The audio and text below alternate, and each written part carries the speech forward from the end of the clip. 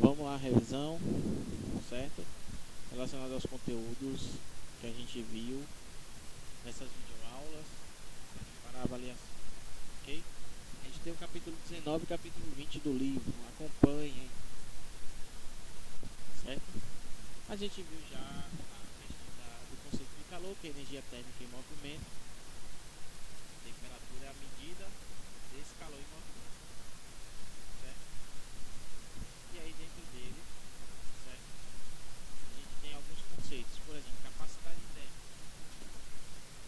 que é um dos fundamentais. Capacidade térmica nada mais é do que a quantidade de calor que o corpo produz para mudar, para fazer uma variação de temperatura em 1 grau Celsius. Por exemplo, essa substância aqui ele precisa de 4 calorias para mudar 1 grau Celsius, seja para mais ou para menos, certo? E essa relação é dada quanto a quantidade de calor dividida a variação de temperatura, certo? Essa é a capacidade térmica. Quanto de calor eu preciso para mudar aquela temperatura, certo? Já o calor específico, ele é justamente uma medida numérica para que eu consiga variar de acordo com o peso de um determinado objeto ou material. Quanto eu vou precisar para esse material, certo? Então, calor específico define-se a capacidade térmica específica ou calor específico de uma substância na relação entre a capacidade térmica do mesmo e a massa do corpo. É uma relação entre a capacidade térmica e a massa, chamada calor específico. Certo? Importante que o calor específico é uma característica do material. Cada um tem o seu calor específico. Como a gente vê aqui, ó. Água sólida, 0,5 caloria por grama de grau Celsius. Água, 1 caloria por grama de grau Celsius. Vapor, 0,48. Então, cada substância tem a sua variação de calor. Assim como vocês veem aqui, ó, chumbo, prata, latão, cobre, ferro, vidro, alumínio, éter, álcool. Então, o calor específico da água geralmente é um dos maiores da natureza. Certo? São valores pequenos, 0,03, 0,2, como vidro, 0,5 como éter e por aí vai. Certo? Para isso, para que serve esse calor específico e a capacidade térmica? Para a gente justamente encontrar a relação fundamental da calorimetria, certo? Que é a equação que nos fornece a quantidade de calor sensível trocada por um corpo de uma massa constituído de um material de calor específico, se ao sofrer uma determinada variação de temperatura. Então, quanto de calor sensível eu vou precisar trocar com o corpo de uma determinada massa, variando aquela temperatura para saber o calor. Então, ó, o C é uma constante característica, podemos dizer que a quantidade de calor sensível trocada no corpo, ela é proporcional à massa do corpo. Certo? Quanto mais massa, obviamente mais calor eu preciso para trocar a temperatura com aquele objeto. Certo? Então lembre, quanto mais massa, mais calor eu preciso. Certo? Aí a gente tem as trocas de calor. Em um determinado tempo, a gente já aprendeu isso, um corpo quente, um corpo com maior temperatura troca calor com um corpo de menor temperatura, à medida que eles cheguem a um determinado equilíbrio térmico. Ou seja, onde a quantidade de calor do primeiro objeto com a do segundo, elas se tornem zero. Certo? Quando dois ou mais corpos trocam calor entre si, até estabelecer equilíbrio térmico, é nula a soma das quantidades de calor por eles trocadas. Ou seja, depois que eles trocam calor a um determinado tempo, a quantidade de calor de um com a quantidade de calor do outro dá exatamente zero. Certo? Então lembre disso. Essa propriedade é utilizada na resolução de vários problemas que envolve troca de calor. Por exemplo, aqui é um corpo de 40 graus de um líquido, um corpo de 20. Quando eles foram somados, não é só fazer uma média aritmética comum. 40 mais 20 dividir por 2.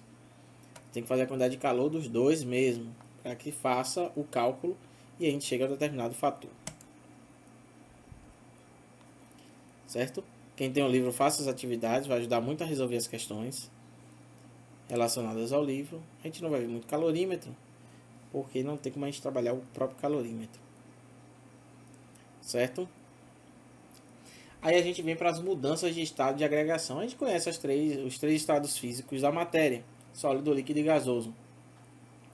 Sabemos a característica do que é o estado sólido, do que é o estado líquido, do que é o estado gasoso. Estado sólido, as moléculas estão mais reunidas. Estado líquido, ele é um volume adaptável ao recipiente, certo? E o volume gasoso é o volume mais espaçado, onde está distante dentro dos materiais, certo? Nisso a gente tem a chamada curva de aquecimento. O que é a curva de aquecimento? Para mudar de um estado para outro, eu preciso passar por um momento de metamorfose nesse objeto, ou seja, um momento de mudança de calor, certo? Até que eu consiga fazer isso completamente e ele se mude para outro estado físico. É simplesmente pegar o gelo começou a derreter, já é líquido? Parte sim, mas aquela substância diretamente, não. Ela só consegue fazer o prosseguimento na mudança de estado quando toda a sua substância é mudada de estado. Vocês vão ver aqui no gráfico que a gente já tinha explicado isso nas aulas anteriores.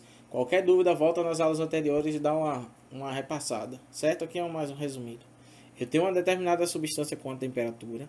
Quando ela chega aqui no ponto dela, chamado de ponto de fusão, que é o ponto de fusão, a mudança do sólido para o líquido. É chamada de... Aí começa nesse ponto o processo de transformação de mudança de estado, que é o chamado aquecimento, certo? Então, ó, passa-se a aquecer o sólido para transformar em líquido. Quando eu termino de transformar tudo em líquido, eu vou fazendo a curva de aquecimento da água líquida, até chegar ao limite, que é o chamado ponto de vaporização. Quando eu chego no ponto de vaporização, a mesma coisa. Continuo lá transformando meus estados até chegar ao determinado vapor, certo? O calor sensível, como a gente fala, é o calor que trocado do sistema acarreta nele variações de temperatura, conforme vimos no capítulo anterior, certo? A gente percebeu aqui no gráfico que ele mudou duas vezes de estado. Ele mudou duas vezes de estado e tem três estados físicos. Temos o sólido, a mudança, temos o líquido, a mudança e o gasoso. O calor que o sistema recebe durante a mudança de estado não produz variação de temperatura. Durante o processo de transformação, essa quantidade de calor é chamada de calor latente, certo? É expresso pela letra L. O calor latente ele é caracterizado pela substância. Para cada substância de estado que ela é sofrida, depende ainda da pressão exercida pela substância. Por exemplo, a água, a pressão normal, o calor latente de fusão ele é menor, o calor latente de vaporização ele é bem maior. Sendo a massa da substância M e o L o calor latente, a quantidade de calor para a mudança de estado a gente define da seguinte forma: quantidade de calor é igual a massa vezes o calor latente. É sempre dessa forma que a gente resolve calor latente. Massa vezes calor latente.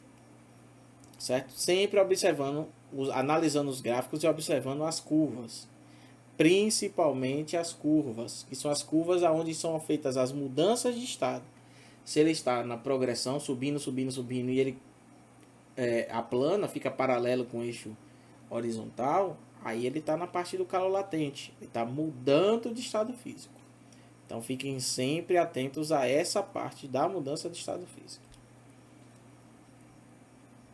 Certo? Então, ó, quantidade de calor no aquecimento ou resfriamento. Para se calcular a quantidade de calor para transformar a substância de um estado para outro, é importante visualizar as diversas etapas do processo com as curvas, como eu falei há pouco. Lembremos que nessas curvas os patamares correspondem às mudanças de calor latente e as outras ao calor sensível, que é aquela fórmula da calorimetria, que é igual a mc delta θ, massa vezes o calor sensível vezes variação de temperatura. Joia? Estou dando uma passadinha rápida aqui e vocês vão vendo os exercícios aí, vocês vão fazendo também. Corpos com as diferentes temperaturas trocam calor, mas nem sempre o resultado é uma variação de temperatura. Se um deles estiver pronto para a mudança de estado ou atingi-lo durante o processo, vai mudar vai ter a mudança de estado, porém a sua temperatura permanecerá constante, como a gente sabe, a questão do calor latente. Então, às vezes você pode estar mudando de estado, mas a temperatura mantém-se a mesma. E aí a gente vem com a questão do diagrama de estado. São 3 partes do diagrama de estado, certo?